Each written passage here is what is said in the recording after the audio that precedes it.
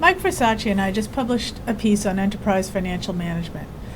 The thought behind enterprise financial management, or EFM, is that for large institutions to have a complete view of their financial health, they're going to need to make some large-scale investments in financial and data management solutions. It's also likely to require some organizational changes and support from the C-suite to make it happen. EFM is important to consider now because the pace and intensity of accounting, regulatory, and business change has accelerated for U.S. financial institutions. With a current set of siloed products and independent business lines, transparency is limited, change is difficult, and the enterprise-wide view only exists at a superficial level. By this I mean that there's roll-up to the enterprise level for financial and regulatory reporting, but visibility into detailed business transactions is limited to accounting entries and static reports.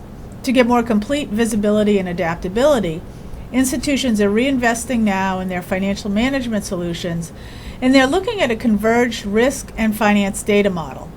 With convergence, financial institutions will be able to adapt to the continuing flow of accounting and regulatory changes that are on the horizon. And what this converged architecture gives financial institutions is better management information reporting also, so that they can not just focus on regulatory compliance, but also create a more manageable or compliant institution.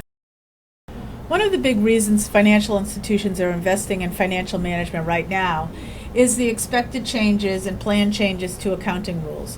Whether IFRS becomes fully adopted in the U.S.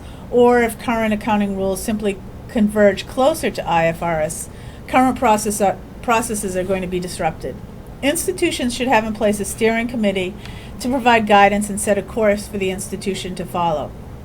A project management office will take that guidance and put it into action, and shared financial service centers ensure that consistent policies and practices are in place throughout the institution. Fortunately, other projects have laid a strong foundation for accounting and regulatory change. Those institutions that invested in their data architecture as part of their Basel II compliance initiatives will find that much of that work can be leveraged for financial reporting. Additionally, those institutions with regions that are already IFRS compliant have experience with the new accounting rules and the effort involved to comply. Finally, institutions need to address organizational issues that will inhibit progress, bridging both technology as well as organizational silos in their institutions. Along with accounting change, the Dodd-Frank Act will require changes to financial management and reporting systems. Although final regulations are still being drafted and uncertainty remains, banks are starting to prepare and setting aside budget for 2011 and beyond to ensure that they can comply with the new requirements. We already see as well that regulators are much more demanding now. They want more information with shorter turnaround and much more frequently. Institutions with a more flexible finance and compliance architecture can respond better to changing requirements, but few large institutions have the flexibility they need right now. Certainly, getting to enterprise financial management will not happen overnight, and many banks will choose a more tactical approach to comply with the new accounting and regulatory requirements.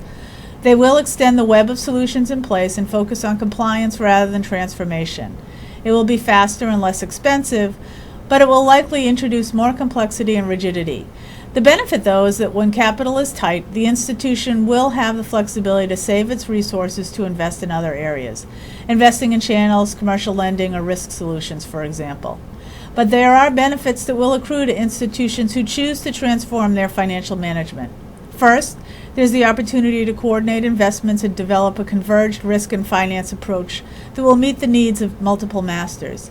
There's also the benefit of one consistent platform to support the entire institution, which will also enforce consistency across a complex organization. But there are elements of risk that will be added. Transformation will, of course, create a much larger project than simply accounting or regulatory compliance, with all the risks inherent in a large project. Also, the path is not as well worn, and there's an element of faith-based investing. By that we mean that solutions are relatively new and it's a complex problem for institutions to solve. Fortunately, though, European institutions have already undertaken similar projects as they labor to comply with IFRS, and there are technology providers and consultants focusing on ensuring success for financial transformation projects. Assuming these projects are successful, The outcome is a more compliant institution. This is an institution where, at the business process level, accounting and regulatory requirements are built in. As transactions occur, for example, in the drawdown of a loan, appropriate calculations and accounting entries are initiated. Counterparty risks are evaluated, capital requirements are adjusted, and data warehouses are updated. Using consistent data, calculations, and business rules, the institution is compliant from transaction initiation through to regulatory, financial, and management reporting. This is the vision that we've been talking about with institutions and a couple of providers. Tell us what you think. Are we too ambitious? Is it not real yet? Or is this the right next step? Thanks.